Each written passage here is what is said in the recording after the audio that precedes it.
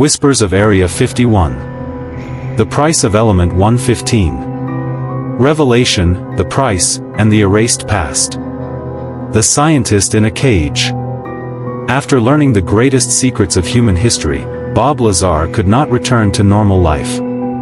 The sport model he saw at S4, those dark briefings he read, and the eerie power of Element 115 had turned his mind into a prison.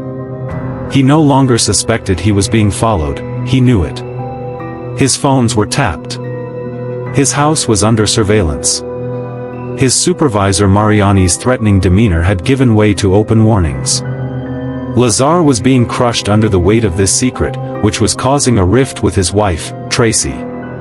The final straw came one day when Lazar wasn't at work, and he saw that black car with men in suits parked in front of his house. It was a silent message: "We are watching you, and we can get to you." Lazar realized his life was in danger. What he knew had made him an existential threat to the state. If he quietly disappeared, no one would ask why.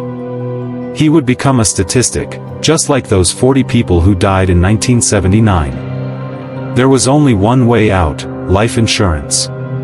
For him, life insurance meant sharing what he knew with the public. If the story leaked out, killing him would put the state under even more suspicion. It was a desperate gamble. The great revelation, the Silhouette Man, speaks. Lazar contacted George Knapp, an investigative journalist for CLOS TV in Las Vegas. Knapp was a brave and curious journalist. Although Lazar's story seemed crazy, the man's technical knowledge and sincerity impressed him. Date: May 1989. George Knapp broadcast the interview with Lazar. Initially, to hide his identity, Lazar used the pseudonym Dennis and appeared on screen as a silhouette with his face darkened and voice altered. This interview was like pulling the pin on a grenade. The man in the silhouette was telling the people of Las Vegas and the world. There is a secret facility called S4 south of Area 51 in the Nevada desert. There are 9 flying saucers located there in hangars hidden within the mountain. These vehicles are not Earth-made. They came from the Zeta Reticuli star system. Their fuel is a super-heavy, extraterrestrial element called Element 115. They bend gravity with this element. The world was in shock. For the first time, years of UFO rumors were being confirmed by an insider, a physicist, in such detailed technical language. But for Lazar, this was just the beginning.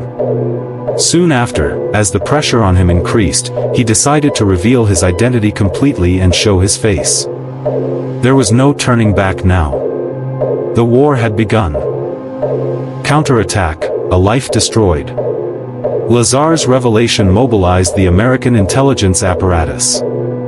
Their goal was not to kill Lazar, that would make him a martyr, but to discredit and destroy him. Lazar's past began to be systematically erased. 1. Education records. Lazar claimed to have been educated at MIT, Massachusetts Institute of Technology, and Caltech, California Institute of Technology. But when journalists went to these schools, they couldn't find any record of anyone named Bob Lazar. It was as if he had never existed. 2. Employment records. Los Alamos National Laboratory, where Lazar previously worked, denied he had ever worked there.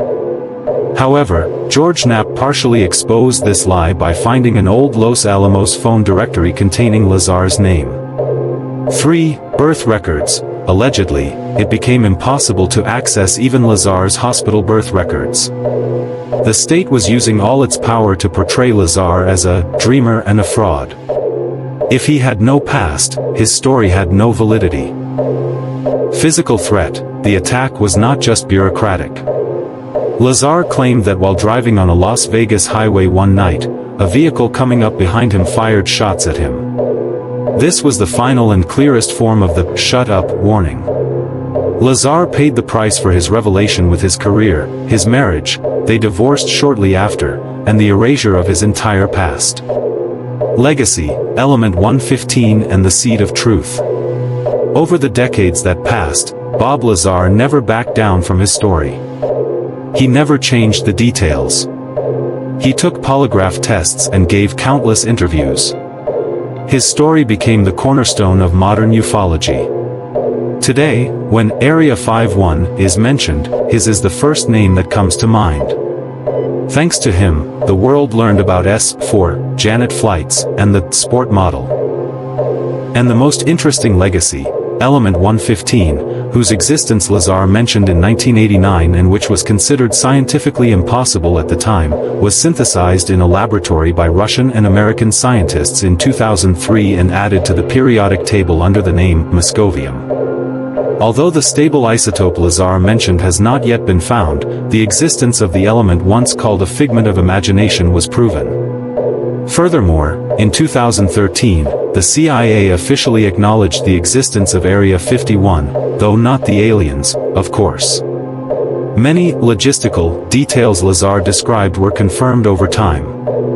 Was Bob Lazar a fraud, or a hero who revealed the greatest truth in human history? Everyone answers this question differently. But one thing is certain, he saw something in that hangar in the middle of the desert, and his life was never the same again.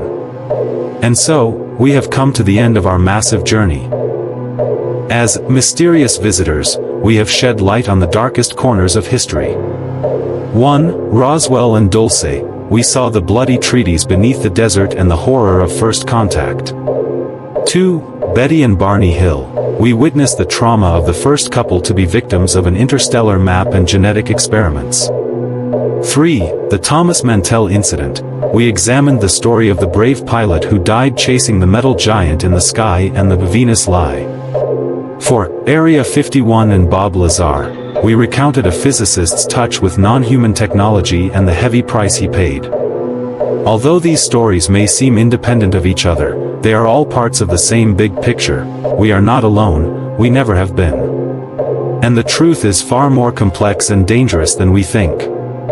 Thank you for accompanying us on this long and mysterious journey.